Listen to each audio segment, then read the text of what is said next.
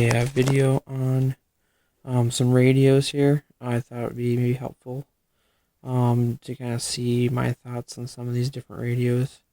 I'll be doing videos on a bunch of these different branded radios over the next few weeks, so you can kind of see my take on them since I've had so many in my hands. Kind of starting off with the DX6, the Spektrum, and kind of tell you my thoughts on their product. I think overall the newer Spektrums have come a long way from the early ones. The early ones were kind of lacking in quality. They've really seemed to kind of got that taken care of on their newest lineup. The DX6 feels really good in the hands. It's got rubber grips on the back and on the sides. Gives you a really firm grip. It's actually the most grippy transmitter I think I've ever held, as far as the rubberized grips are concerned. The only concern I have with the rubberized grips, however, is over time those may get sticky or wear out, or you know what I mean, how rubber kind of gets kind of old. It can get sticky and kind of gross from sweaty hands over time. So I don't know what the wear would be like over a long term on this radio. That's my only drawback to the rubber. It does provide, though, a really nice grip. Also has the rubberized grip on the carry handle, which is molded into the case. And then on the back here, it has a trainer port and a head jack port for headphones, because it does the voice telemetry and the voice commands. So you can either use the speaker on the front, or you can use the jack. It also has these little covers here, rubber caps. If you pull the little rubber caps off, you can adjust your spring tension on the sticks.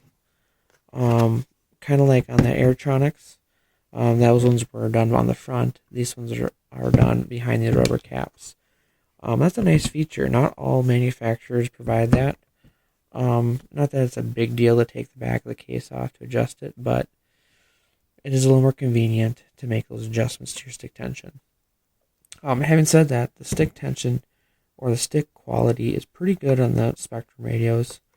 Even on their lower end, like this DX6, the sticks are very smooth. They have ball bearings in them. They have a nice snap to them, and they're very smooth. One thing that Spektrum does very well is the stick spacing. They really put a generous spacing between the switches. You can really get a finger in there easily.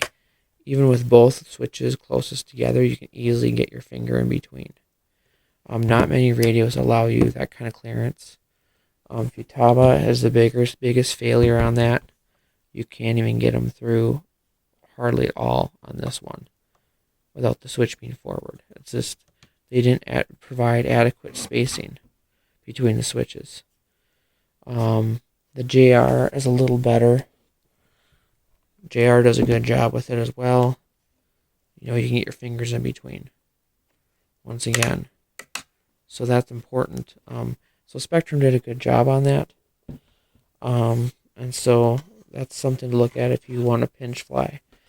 The one thing about having the plastic handle, however, is if you use like something like this, an accessory that clips onto the metal type of handle, this doesn't do you any good. You can't snap it on. So even though they look nice and a little more modern look, there's a lot of different accessories that you may find that you may want to attach to the handles. And you can't do it when you don't have a wire handle on the transmitter.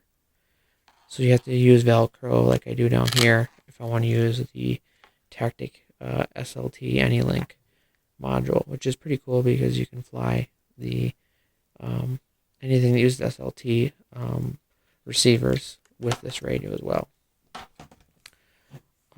Some of the cool programming features, and I'm just going to kind of hit on some of the ones that I like about the radio. One more thing too, the SD card slot is on the bottom. And it provides, you can't even see it here with the lighting, but it's right on the bottom here. Where is it? Right here. So it slides right out of the bottom here. So it's for memory backup, but also your data logging files get stored on there as well. And also it's great for your updates for firmware. And I've updated the firmware 2 times in this radio since I bought it. There's new sound files they added and some new features that they came out with.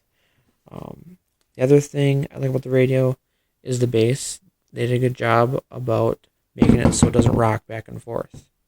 Some radios kind of rock back and forth. This one's very solid, so it's not likely to tip over. It's really solid when you set it down. As far as programming goes, the resolution on the screen is okay. Okay, so now it's telling me the throttle's high. And this is something I wanted to show you about this. I know we talked about pre-flight checklists, and you were kind of big into that. This is kind of a Spektrum exclusive feature that no one else is really doing right now, which I think is kind of unique. And that is you can create a pre-flight checklist. So when you turn the radio on, you have this checklist that you create. You can have up to, I think, 8 or 10 different items. But here we go. Propellers, are they secured? Did you tighten them down? Did you reset your flight timer? Did you plug in the battery checker?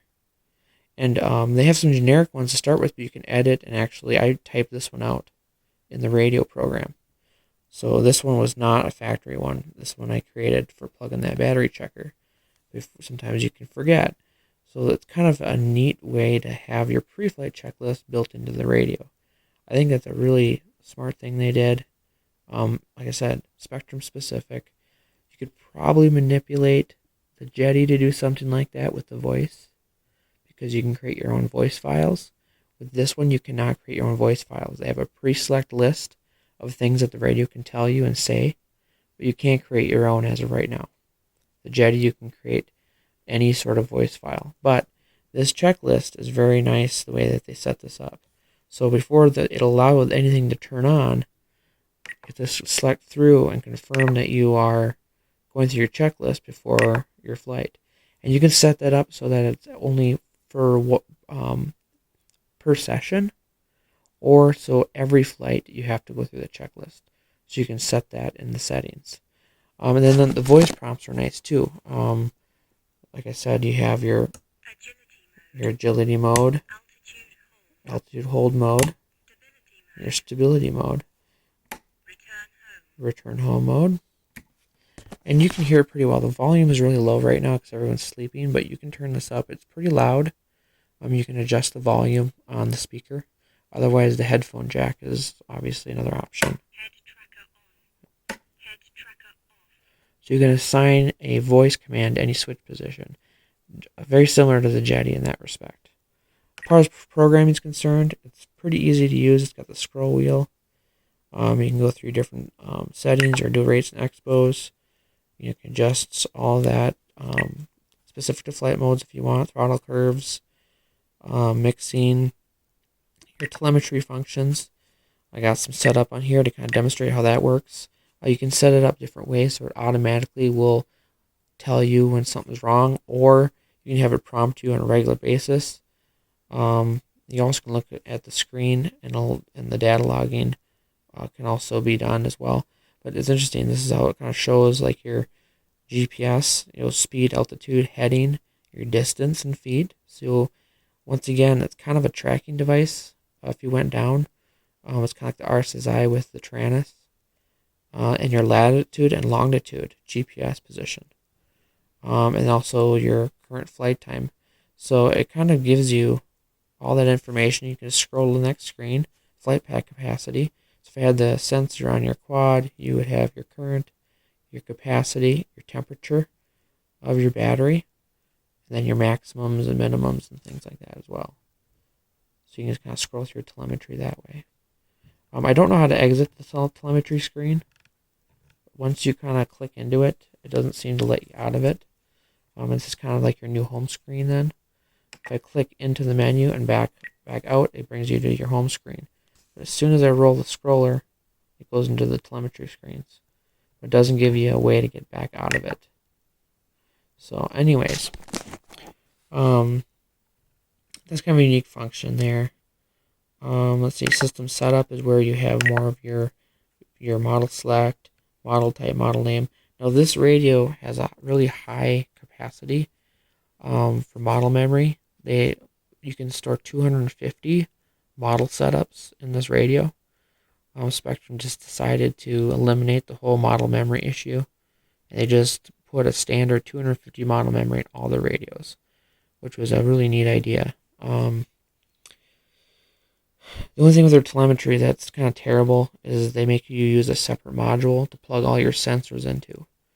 Unlike the daisy chain method that Jetty and FreeSky use, where you can plug sensor into sensor, they require you to buy this hub, and you have to plug all your wires into that hub. So it kind of adds an extra component to your telemetry, and it's kind of I guess one thing not to like about the way Spektrum does their telemetry. But here's your spoken flight modes. I want to show you the telemetry pre-flight setup. Here's where you can change those different pre-flight settings, and you can execute per session. If I scroll down here, or every flight, so you can change that or inhibit. So you can turn the function off without having to clear all these out. You can just turn it off. And that's true with a lot of the functions in the radio. If there's something that you're not sure if you want to use or don't know how it's going to work, and you want to turn it off, you can just inhibit the functions. So yeah, and then here's your transfer SD card. So I think they have, let's see here. I was going to see if I think the data logging, import models, export, update software. Here's where you update your sound files. So it's not really for the telemetry data. I'm still not real. This radio I'm still kind of getting used to. File settings. Here it is for the telemetry. So here's your file name, and then you can start when you want to start doing the data logging. You can select the switch you want to activate the data log. And then one time yes or no, and enabled. There's a bunch of different things there. So that's kind of how the data logging is set up in the file settings. And then here's you can display it on the main screen using the roller in auto mode. So there's a few different ways that can show up with how you want it to tell you what's going on. So another nice little feature on here that I like is the trim setup. They give you the ability to do cross trims. So you can have these two trim tabs move over here. So when you're flying an aircraft, you're trying to trim it, you're not having to let go of your primary flight stick. You can just use your left hand and trim for your aileron and trim this for your elevator. So it crosses these two trims over to this side. It's kind of a nice feature. If you don't have an auto trim function, which is even better than this, it's probably the next best thing. They don't offer the auto trim like Jetty does. And then the trims, you can adjust how sensitive they are, how effective each click of the trim is, and also whether or not you have different trim settings for each flight mode. So you can actually have different trim settings for each flight mode, or keep them all the same, making them common.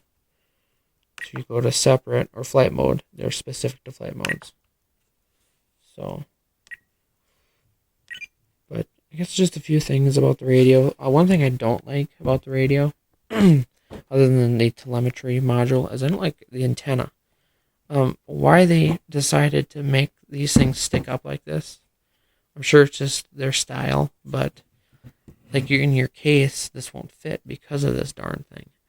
You know, at least with the JR, it's got a tilting antenna, or the Tactic did a good job on theirs by putting it in the handle. So it's built into the handle. So you don't have this thing sticking up, way up here. This was so unnecessary. They could just incorporate it into the handle in the back here, Or they could just put it up inside the case here and just not put an antenna on top. I don't know why they insist on doing that, but it's kind of an annoying thing that they have this antenna here. And it is rigid. It's not going to break or anything. It's more rigid than a folding one like this, where you could snap it off if you're being reckless. But, I've never had that issue because I'm not rough on my stuff. But that's something that I don't understand why they keep doing. But for the most part, I'd say they've really done a good job. I think the quality is there. I think their early difficult years are over with, as far as having major problems with their products. The DSMX seems to be pretty good. I guess I wouldn't not recommend buying a Spektrum radio at this point. But there's a lot of other good options too. Like I said, there's the Tactic, and then there's Futaba, and there's JR2, and I'll be going through some of those as well in the pros and cons. But the big ones for me are the sticks. Switch spacing is very good. The sticks are smooth. It's got the neat pre-flight checklist. It does have full telemetry with the voice. The voice is really nice. I find it's kind of handy when you forget which switch does what. You can just flip them and it'll tell you what that switch is doing. And it offers a lot for the money. And they've been doing a lot of updates on their software. So I think they really are doing well as a company and are probably at the forefront, I think, for RC gear. They've kind of taken, I think, Futaba's spot as number one. So anyways, that's just kind of an overview of the DX6. Like I said, I think you'd find that pre-flight checklist is kind of a neat feature, and maybe it's something you'd like. Like I said, the rubber grips are a little bit leery about them getting old and crappy, because it's not like a really thick rubber. It's kind of a softer rubber, the kind that would, like I said, would probably get bad in a few years, especially if you fly like gas-powered aircraft and you get oil on your fingers. You get the oil on there, it would really go bad in a hurry. So, but yeah, that's the overview of the DX6.